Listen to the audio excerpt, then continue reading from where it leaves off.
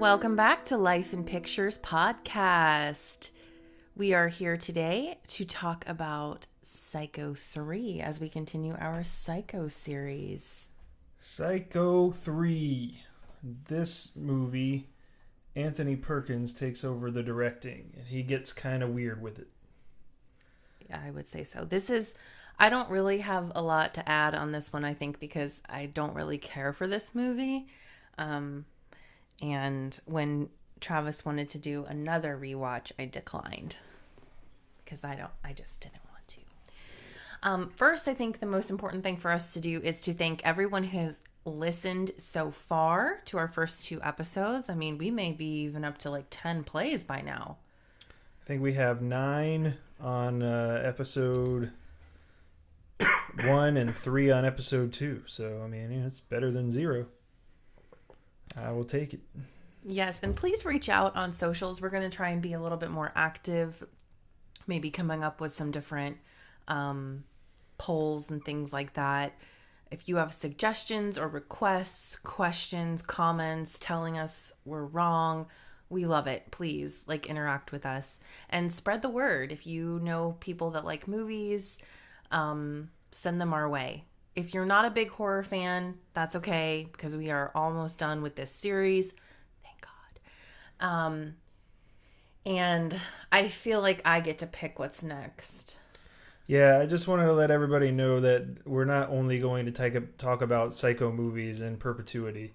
However, this one, I feel like you can't really just do one of these movies and call it a day. So there's this movie, there's one more, and then there's sort of maybe we'll do an episode combining a few of the other ones, because then there's the remake from 98, and then there's the TV movie Bates Motel, and there's this TV show Bates Motel, and I feel like you'll probably be tired of hearing about the saga of Norman Bates if we did a separate episode for all of those things. And plus, there's a lot of other movies we want to cover and stuff too, so hang in there. But speaking of horror, if you are a big fan of Stranger Things on Netflix, season 4 dropped last week on May 27th, the first part of the season. And it's interesting because spoilers ahead. If you've not seen it and you want to see it, don't listen.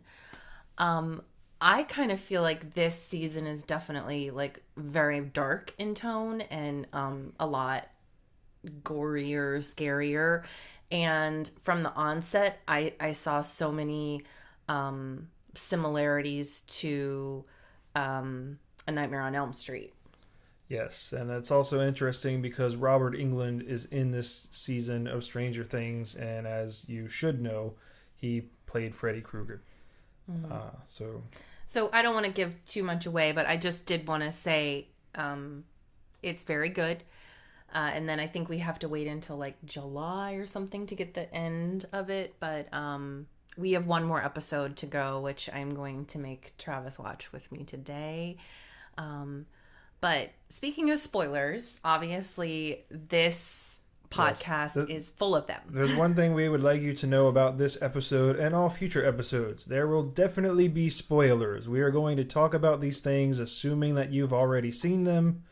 So if you have not seen them and you care about it being spoiled, go watch whatever it is first. And then come back and listen to us. Yes. Yes, for sure. And don't forget to interact with us on the aforementioned social platform. Yeah, and if you have not seen Psycho 3 and you're just really jonesing to see it, there are several ways to watch this movie. Travis, how can they watch the movie? There are. I've tried to make some improvements as we go along with our format, and the last episode I thought it would be great to tell you where you can watch some of these movies. This time I took it a step further and did a little bit more research on this. So Psycho 3 is available to rent instantly on Amazon and Google Play. If you rent it on Google Play, you can also watch it on YouTube. Excuse me. They're $3.99 to rent, and they're $14.99 to buy digitally. Or, if you're so inclined, you can do what I did several times and buy the box set of Blu-rays on Amazon, which comes with Psycho 1, 2, 3, 4, the 98 remake, the Bates Motel TV movie, and the Psycho Legacy, I believe, is also included, which is a great documentary about the making of all of the films, really. So if you have enjoyed these episodes so far and you want to know more, that's a great deal, in my opinion. $26. So check it out. So once you do that, come back and listen. And maybe you'll agree with me on social that this is not the greatest movie of all time. Well, on that note, we're going to jump into discussing the movie. And I will say that it probably has its pros and cons, just like any movie. Anthony Perkins, this was his debut as a director. And I thought that it's a little bit of a departure from some of the other films. He didn't write it, though, right? He didn't write it. Okay. It's a little more artsy in some respects. There were definitely points in the movie where it sort of felt like he was trying too hard to play Norman Bates. But, I was watching it a little bit today, and then I also realized there were also parts of the movie where I thought he did a pretty good job as Norman Bates. I mean, and honestly, like, who do you really have to compare him to? But anyway, this movie, it starts out with a woman screaming, "There is no God." And it opens up with a nun who is standing at the top of a bell tower in a church, getting ready to jump to kill herself. And she's clearly at odds with her faith, and the other nuns are going up there to try to save her. She inadvertently bumps into one of them. They fall down the bell tower and die. She's caused the death of this nun. Obviously, that's a terrible thing. So she gets kicked out of the convent. Or I guess it's implied. I don't know if they actually show her getting kicked out of the convent. I feel like she runs away. But yeah, clearly, that's not. She wasn't going to stick around after that. So it was interesting because it started out kind of similar to the original, where you have a female protagonist who she's done something bad and now she's running away from it. And her name in the movie is Maureen Coyle, which is MC Marion Crane's initials as well. Yes, and she bears a striking resemblance to Marion Crane. Now, she's played by Diana Scarwood, who in this movie has a pretty decent resemblance to Janet Leigh in the original Psycho, which comes into play later in the movie.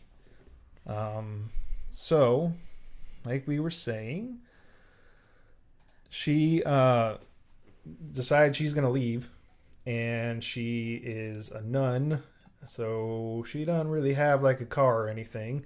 So she hitchhikes. She's out in the desert by herself. She hitchhikes. Who should come along to pick her up but Dwayne Duke, who is played by Jeff Fahey. And he is on his way to California to be a rock and roll star. As you do. So he stops and picks her up, has some small talk. He puts on this kind of nice guy act. And to be fair, he's not a terrible guy, but he's not as nice as he's trying to portray himself. He's a creeper. And so anyway, they drive and they make small talk. And then later on, it starts raining real bad overnight. And so he stops the car and says, "We're not driving any further. It's raining too bad." So they try to get some sleep. He wakes her up in the middle of the night. He tries to make a move on her. She declines. And she gets out of the car. And he persists. Yeah, but, he tries to... I was going to say, he kicked her out of the car, but she actually got out of the car on her own decision. He told her to get back in the car. It could be because he wanted to try to assault her. It could be because he was like, "I'm sorry, get back in the car. I don't want you to be out in there alone." However, Maybe she didn't want to be Me Too'd. Yeah, I'm not questioning her decision. I'm just saying what happened in the movie. Um, However, once that decision was made and once it was clear she wasn't getting back in the car, he threw the suitcase out and said, "Well, whatever, tough for you." He said something else that is, depending on who's listening to this, might not, you might want to just watch the movie and see it yourself. This guy is a real jerk. But anyway, doesn't start out on a good note for old Dwayne Duke and Maureen. So after that sets the tone and introduces some of the characters, then we kind of switch gears and we return to the Bates Motel. This is about 1 month after the second movie takes place, where Norman has kind of just returned to his normal life of running the motel and talking to Mother. And as you may remember, at the end of the second movie, he murders Mrs. Spool. Yes. Who claims that she was really his mother. Yes. So we see him at the hotel and he's poisoning some birds so he can collect them and stuff them because, you know, that's what you do. And lo and behold, our friend Duke finds himself at the Bates Motel where he answers a help wanted sign because he's trying to earn money to make his way to California. Yeah, before he does that, though, they kind of still set up the tone of Norman being not quite normal. You don't really know at first that he's poisoning the birds. You see the birds kind of... First, they pan over the property, and they show that it's kind of deserted.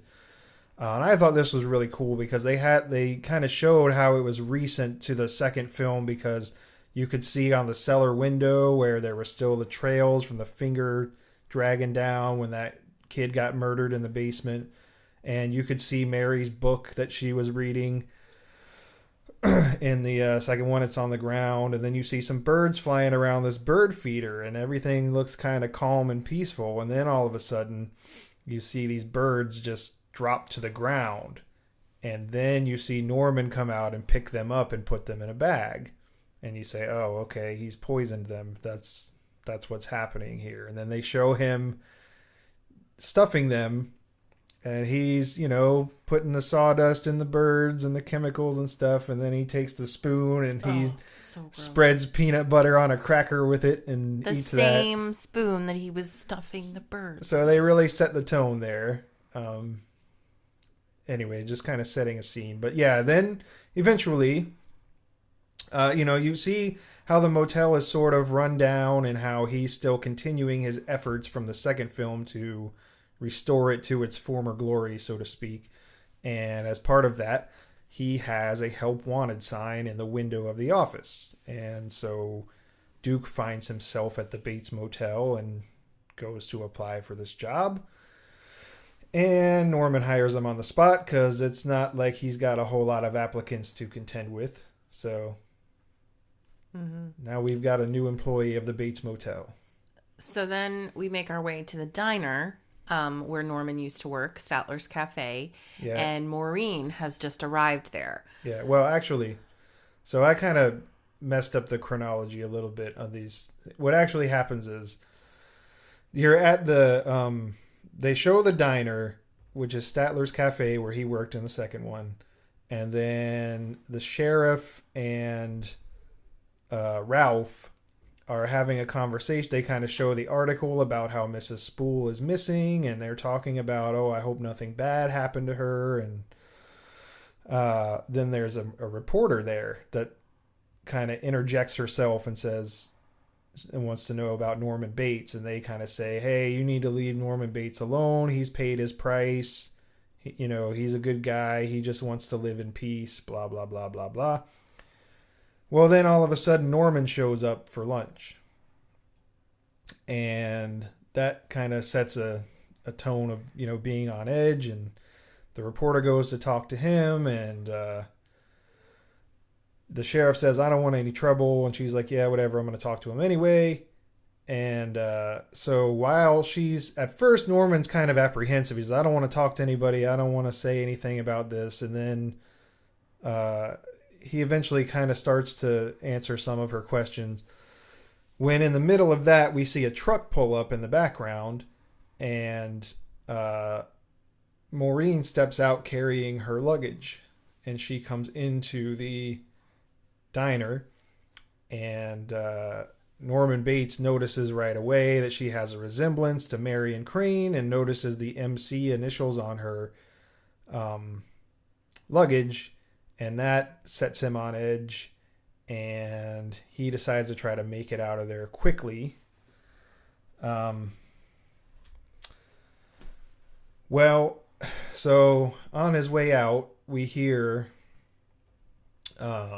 Maureen asking if anybody has recommendations for an inexpensive place to stay the night. And of course, Norman's really trying to hurry up then because he doesn't want her to stay with him because he's cuckoo, cuckoo, and he's going to kill her. Yeah, I think underneath it all, though, it's still sort of the same thing where it's like Norman is a good guy. He doesn't want to kill her. And he knows enough that if she shows up, he knows what's going to happen. So he's trying to get out of there before anything bad happens. It's kind of the struggle in all of these movies is, you know, which side of him are you going to get kind of thing. But anyways... So, lo and behold, Maureen finds herself at the Bates Motel.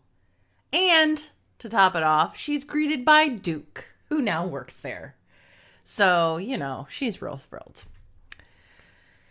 So, she kind of, you know, Norman kind of calms her down, and she realizes that Duke isn't that big of a threat. And... you know, he's even befriended Norman a little bit, and I think that kind of calms her down. So she checks into her room, and she gets in the bathtub, and she... Yeah. Which, by the way, Duke gives her cabin 1, obviously not knowing what's going on there. And also kind of funny, just to tell you a little bit about Duke, he charges her the rate for the double room instead of the single. And pockets the rest. Because, you know, he's a real nice guy. Real nice guy. So Maureen attempts suicide. And at this point in time, Norman and Mother are struggling about her. And Mother arrives to kill her, but Norman finds her in this state and saves her life. Yeah, so Norman shows up fully in the dress with the wig and the knife and everything. And he pulls back the curtain, and then he sees her with her arms cut, you know, bleeding out. Mm-hmm. And then he saves her. And she hallucinates that it's the Virgin Mary coming to save her. Mm-hmm. So that kind of it's another one of those classic, you know, what's going to happen moments where you're like, maybe he's not as bad of a guy as they want us to think he is. You know, after all, he saved this girl and everything. And they kind of start to have a relationship. And as things progress, the same old kind of stuff happens. People start dying, you know, people start snooping around, asking questions and whatnot. Eventually, Dwayne Duke figures out who Norman is and what he's hiding. Also, what happens is after a group of people stay at the hotel one night partying, they all leave, and the next day they realize one of them is missing. So the cops come to pay a visit to find out what's going on. And of course, Norman is freaked out because he knows what happened to that person. And, you know, he's like, I don't want you guys in my house. I haven't done anything. You're not supposed to be here. And of course, they tell him, we have a warrant. We're going to go check. And they go up to Mother's room, and he's freaking out. And when they get in there, there's nothing in there, you know, because he knows, like, the corpse of Emma Spool is sitting in the window. So he's flipping out. When they get there, nothing's there. And so they leave him alone.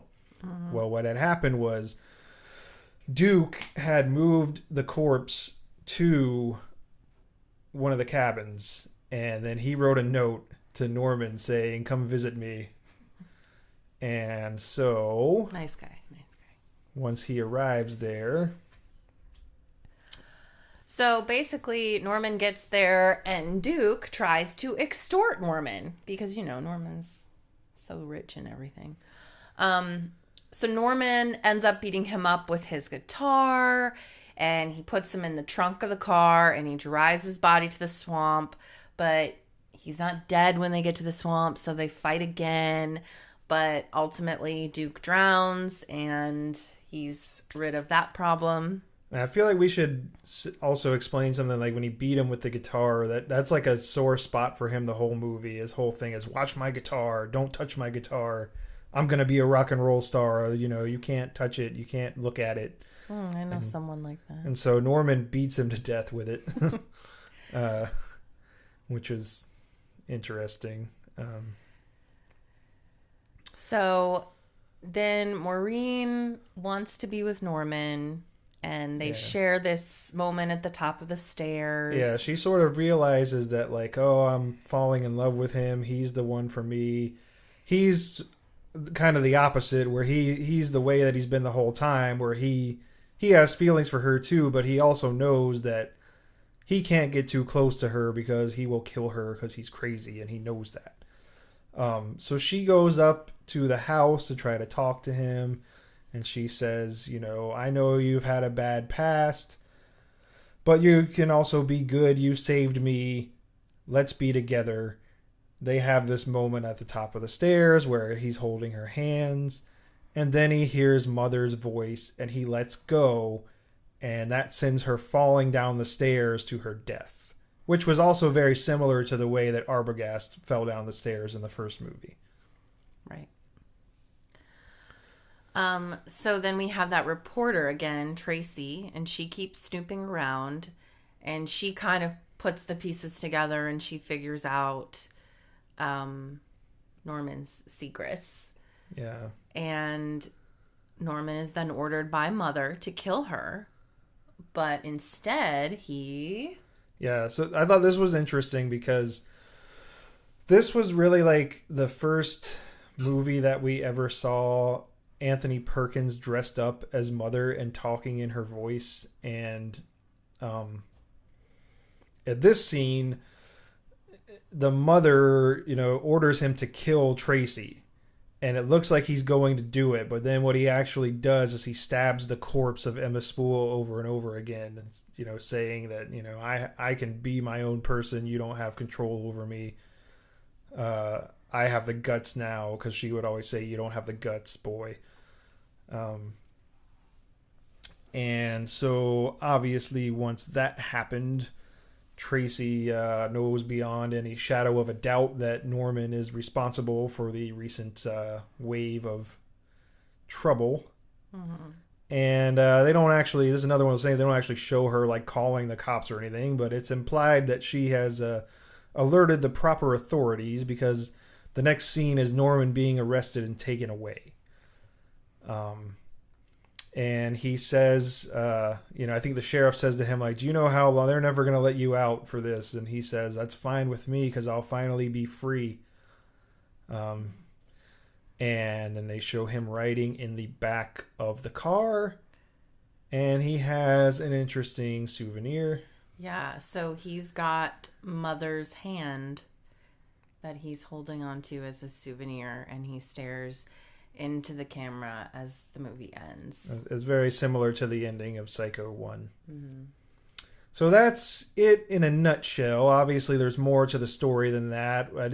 We didn't want to spoil every single plot line of the movie or discuss every single plot line of the movie, because we felt like we did that in the first episode, and it kind of just bogs down the episode, or at least in our opinion. If you don't feel that way, if you'd like to hear us discuss more details of movies from now on, let us know. Hit us up on our socials. Something we're going to try to tweak as we go along, and eventually we'll sort of hit the groove, I guess. Mm-hmm. So now we're going to talk a little bit about the making of the movie. So Psycho 3 was released in 1986. And like we said, it takes place about a month after the events that took place in Psycho 2. Yes, 1982. They tried their best to recreate the set of the Bates Motel and the mansion and everything. They had most of the same furniture and props, paintings, and for everything that they didn't have, they made copies of. So they did a pretty good job of getting it all back together and making it look like it should, you know. Mm. So they had Hilton Green as the producer in the film. He had already worked on the other two films. He was the first assistant director in the first film and then the line producer in the second film. He served as executive producer and line producer on the third film. Yes. And that came from a video that I found where they had done some interviews with Anthony Perkins and Hilton Green himself about the making of the film. I noticed in some of the previous episodes, which has only been 2, so it was probably the second episode, where there were a few times where I'd state facts and I'd say, well, you know, I know that this happened, but I can't really remember where I know this from, or some of them like, I don't even know if this is actually true. I just remember reading it. So I've tried to start marking down sources when I do my research now, just so I can feel a little better that I'm not spreading misinformation out there. Some of the other research that I did, so as far as how financially successful this movie was, it had an $8.4 million budget, and it made a $14.4 million profit, which is a profit. However, it is the lowest grossing of the series. But for the record, it still made a profit, unlike probably the worst part of this series, the 1998 remake. And just for fun, I did some calculations here. So $8.4 million in 1986 would be roughly equivalent to $12.5 million in 1998. $14.4 million in 1986 would be roughly equivalent to $21.4 million in 1998. But again, the remake did not turn a profit. Yes. So Psycho 3 made roughly a $10 million profit versus what it cost to make. And this is according to boxofficemojo.com. And the inflation numbers are according to usinflationcalculator.com. So assuming that they are correct, which I'm sure their calculations are a lot more accurate than mine would have been. Psycho, the 1998 remake, lost over $20 million versus the budget that they had to make it, which was $60 million, and because it only made $37 million worldwide. And that made me feel good to know that, because I feel like they really kind of screwed up this whole series. Anyways. So some of the movies that came out around the same time were Karate Kid 2, which came out in June of 86. Yep. Top Gun in May of 86. Alien in... Aliens. Aliens. The sequel. Sorry.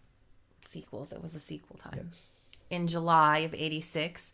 Ferris Bueller's Day Off in June of 86. And then Psycho 3 was released on July 2nd, 1986. Yes. So it had some stiff competition. That could have had a little bit to do with, you know, why it didn't do as well as it could have. You know, and then also it's, I don't know. I'm not really I was only 4 years old in 1986, so I'm not really sure what the culture was like as far as the target audience for this film. But I also know there was a Friday the 13th movie that came out that year. I don't think it came out like that much around the time of this one, so that probably didn't have much to do with it. But speaking of Top Gun, the sequel to that movie was just released, Maverick, in 2022. So yep, so that's still going never strong. Say never. Yeah, I mean, I don't know how they would make a new. I know I actually have some ideas for how they could make a new Psycho movie, but obviously not with Anthony Perkins, because right, but there definitely was some things in Psycho 4 that left it open to Absolutely. a whole new. They could do it. They'd have to make sure they do it right. Hopefully, it wouldn't be anything like that stupid remake they made. As you can tell, when we get to that remake, there's not going to be a lot of kind words said for that. I'll save that for another time. But So some facts that we have gathered here. Anthony Perkins was diagnosed as HIV positive during the filming of Psycho 3. He found out just during a routine checkup, and then he would succumb to AIDS in 1992. yeah, that's a heck of a thing to find out just from going to your regular checkup. But yeah, that's when he was diagnosed, for better or for worse. This was his directorial debut, and that kind of makes it sound like he went on to become some like prolific director or something. But as far as I could tell, there was only one other film that he directed, and that was a film in 1990 or 1988, which was called Lucky Stiff. And this is just purely from reading the IMDb page, because I didn't know that was a movie until earlier today. But apparently that movie was about a guy who was left at the altar by his fiancée, and he's kind of down on his luck, and then it looks like maybe things are looking up for him when he gets invited to Christmas dinner by a beautiful woman, only to discover that her and her family are cannibals, and they intended for him to be the dinner as opposed to joining them to eat the dinner. So, Interesting. I don't know. Maybe that could be a good movie. Maybe I'll check it out one of these days. But apparently that was the last movie that he directed. So I kind of got the impression from things that I've read and clips that I've seen of him that he preferred acting to directing anyway. So back in the day, Siskel and Ebert were like the way to, before Rotten Tomatoes, Yeah. they were the way to know if a movie was good, and you were looking for a thumbs up from both of them. Or 2 thumbs up was the best you could get. 2 thumbs up. Yeah. So Ebert gave it a thumbs up, but Siskel gave it a thumbs down. Yeah, Ebert said that he thought Anthony Perkins did a good job directing it, and that obviously Perkins knows the character of Norman Bates like no one else.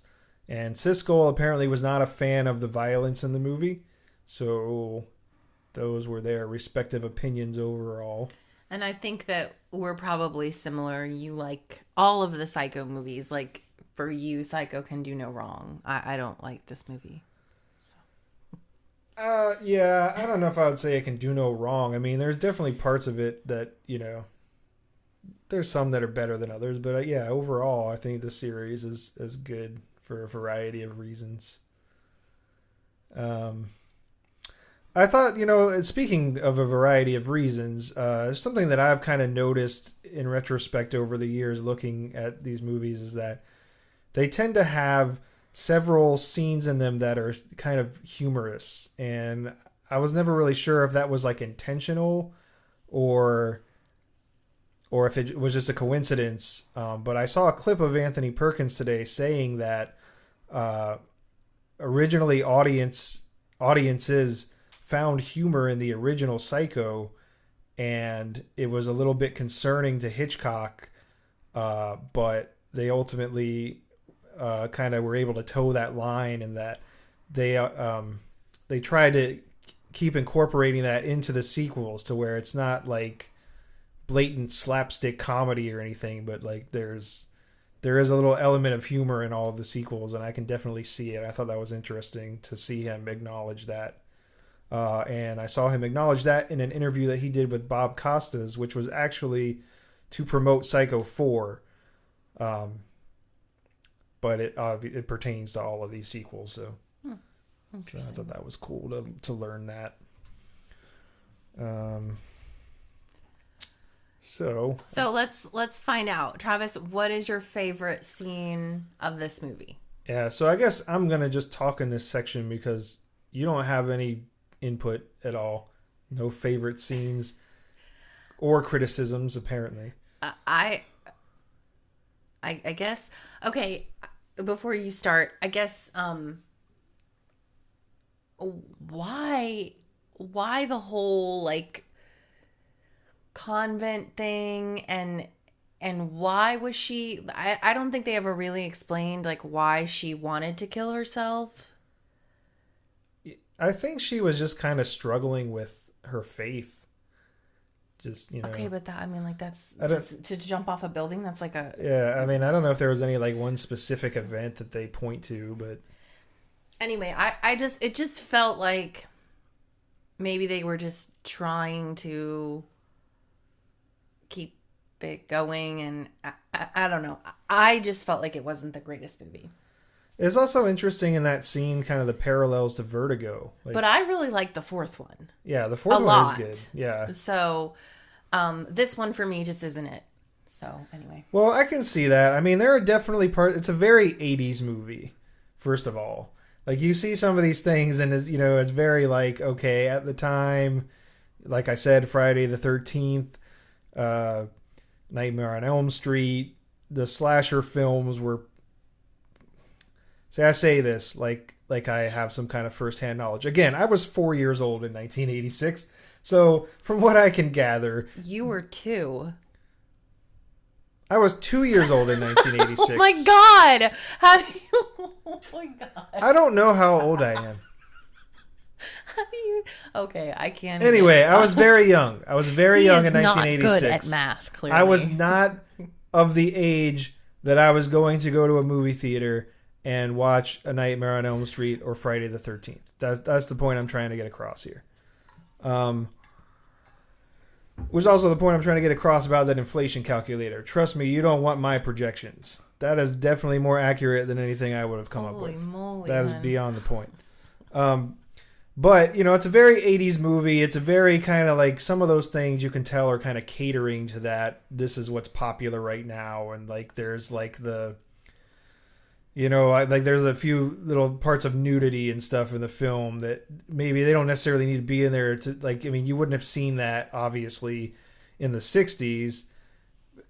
I think number one, because I don't think that it would have been necessary for the story. Obviously, number two, because the censors would never let that fly back then. So